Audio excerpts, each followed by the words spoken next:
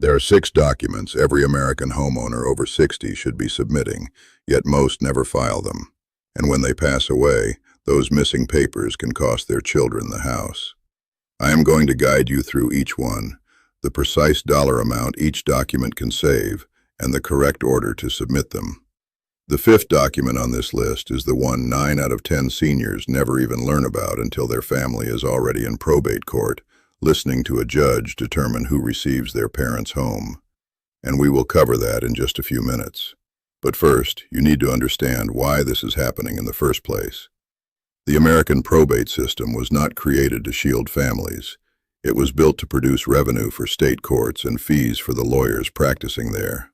As a result, every year, hundreds of thousands of American families lose tens of thousands of dollars. Sometimes they lose the entire value of the family home because the architects of the system never informed them about the 6 documents that would have prevented it. Most of these forms cost under $200 to submit. Some cost nothing at all.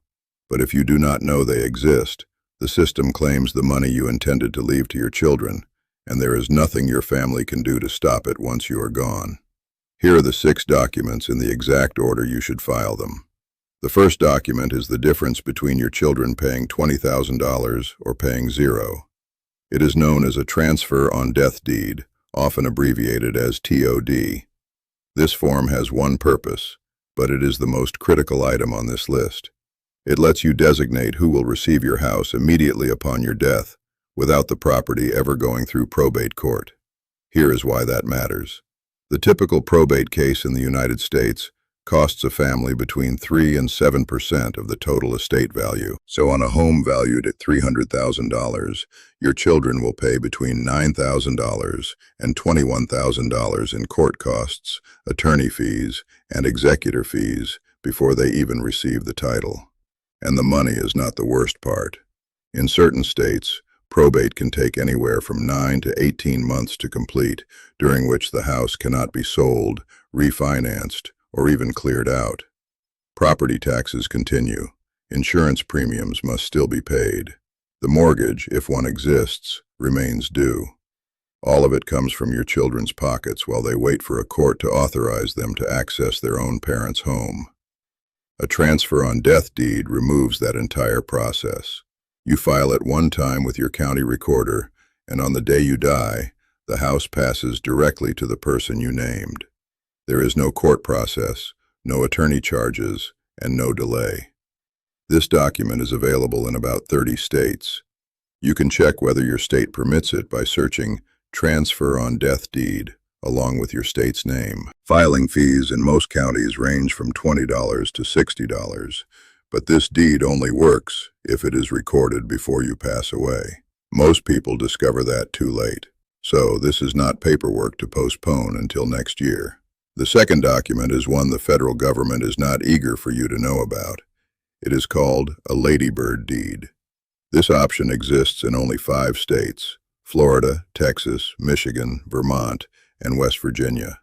If you reside in one of those states, listen closely to the next 60 seconds, because this single document can safeguard your home from a threat that devastates families every day in this country. Here is what it accomplishes. A ladybird deed allows you to keep full control of your home during your lifetime, including the ability to sell it, refinance it, or rent it.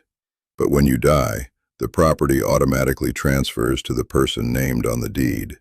It operates very similarly to a transfer on death deed, except for one major difference. A ladybird deed shields the property from Medicaid estate recovery. I explained the Medicaid 5-year look-back rule in another video on this channel, but here's the short version. If you apply for long-term care Medicaid in your final years, the federal government can legally return after your death and require the sale of your house to repay every dollar Medicaid spent on your care. On an average 3-year nursing home stay, that amounts to between $240,000 and $360,000 the government can claim from your estate. This is how families lose everything. The ladybird deed legally removes your home from your estate the moment you die. That means there is nothing for the government to recover. Your children receive the house free and clear, even if you spent your last 5 years on Medicaid. but the Ladybird deed must be executed and recorded before you apply for Medicaid. If you wait, the look-back rule eliminates the protection. So if you live in one of those 5 states and own a home, this is a document to discuss with an estate attorney this month, not next year. By the time you need it, the window has already shut.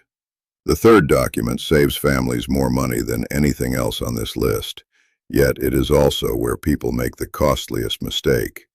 It is called a revocable living trust.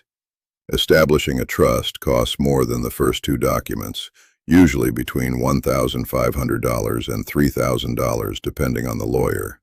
But here is why it earns every dollar. When you transfer your home into a revocable living trust, the property no longer belongs to you individually on paper.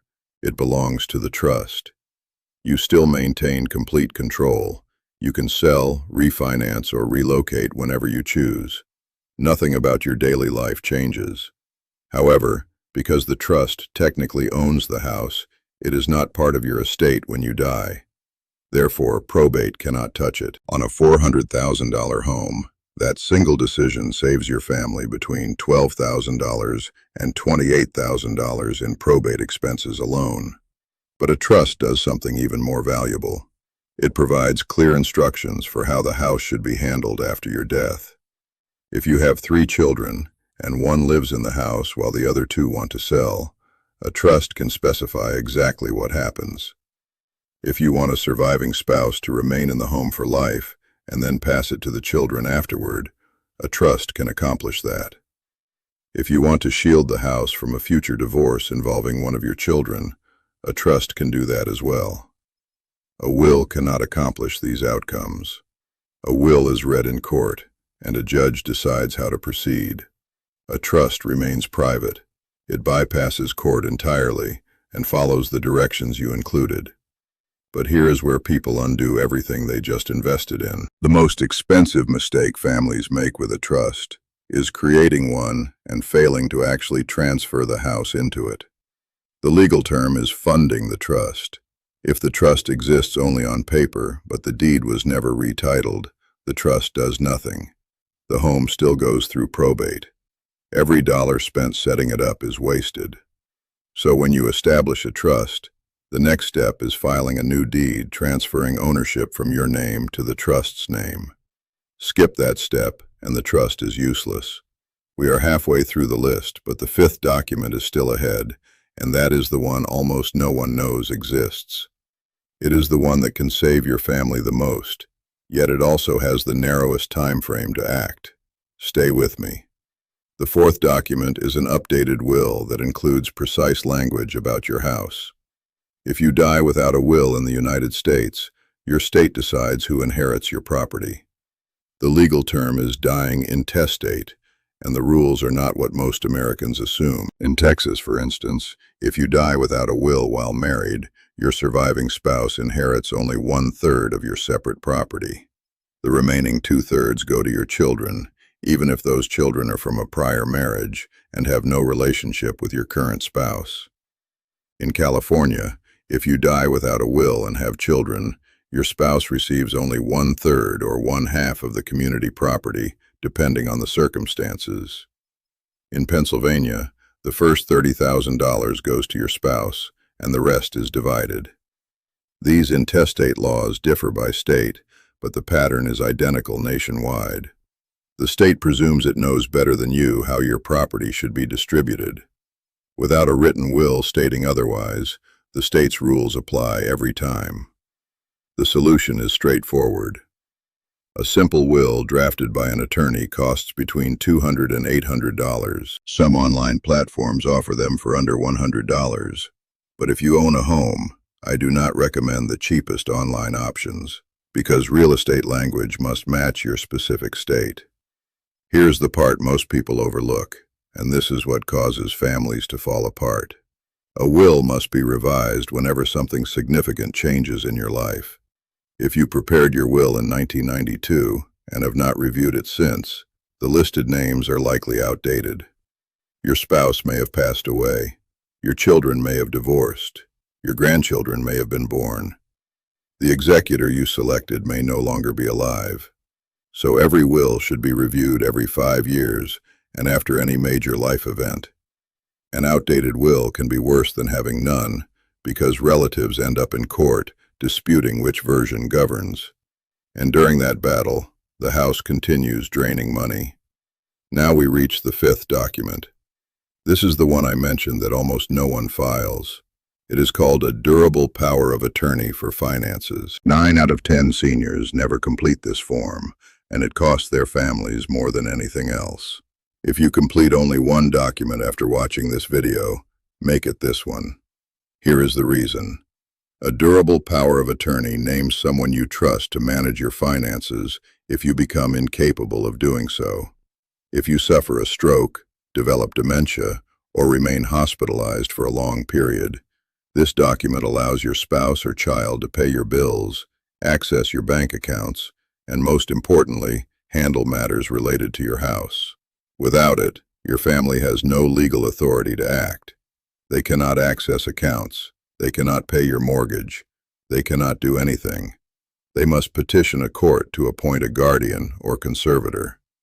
This process, called a guardianship proceeding, costs between $3,000 and $10,000 in legal fees just to secure the appointment. Afterward, the guardian must submit yearly reports to the court, often costing another $2,000 to $4,000 annually. But the worst part is not financial. It is time. Guardianship cases take 3 to 6 months in most states. During that period, no one can pay property taxes, authorize repairs, or sell the home if care is needed. The bills continue. Mortgage companies do not wait for court approval. Families lose homes to foreclosure during guardianship proceedings every year. One document signed on a Tuesday afternoon could have prevented those losses. A durable power of attorney typically costs $100 to $300 to prepare and takes about an hour with a lawyer. But here is why this is urgent. It must be signed while you are still mentally competent. Once a doctor questions your capacity, the opportunity closes permanently. You cannot sign it from a hospital bed. Your children cannot sign it for you. When that moment passes, court is the only option, and by then the harm is done. The sixth and final document is your homestead exemption application. This one is costing you money right now. Every month you do not have it filed. Nearly every state offers a homestead exemption for homeowners, but the qualifications and savings vary widely. In Florida, the exemption removes up to $50,000 from your home's assessed value for tax purposes and limits annual tax increases regardless of rising property values. In Texas, as of 2024, it subtracts $100,000 from assessed value for school district taxes alone. Yearly savings differ by state, but for most seniors they range from $1,000 to $3,000 annually. Over 20 years of retirement, that equals $20,000 to $60,000 kept in your pocket instead of going to the state. Here is what many seniors do not realize. In numerous states, the homestead exemption is not automatic. You must submit an application to your county tax assessor, and you only need to file once. After approval, it remains as long as you own the home. The form is generally free and takes about 15 minutes to complete. Many states also provide additional senior exemptions beginning the year you turn 65, adding another $5,000 to $15,000 in lifetime savings, depending on location. Most eligible seniors never apply because the county does not notify you. You have to ask, and now you know. Here is what to do this week. First, locate your home's deed in your files, safe deposit box, or county recorder's website. Second, list which of these 6 documents you already have and which are missing. Third, for any missing document, search its name along with your state and review the first 3 results. Fourth, contact an estate attorney in your county and schedule a 1-hour consultation focused specifically on home protection documents. Expect to pay between $200 and $400. The attorney will advise which of the 6 you truly need based on your state, family circumstances, and property value. Fifth, do not delay. Each document has a limited window, and that window closes the moment something happens to you. Once you are hospitalized, once the court steps in, once the state becomes involved, these forms no longer help.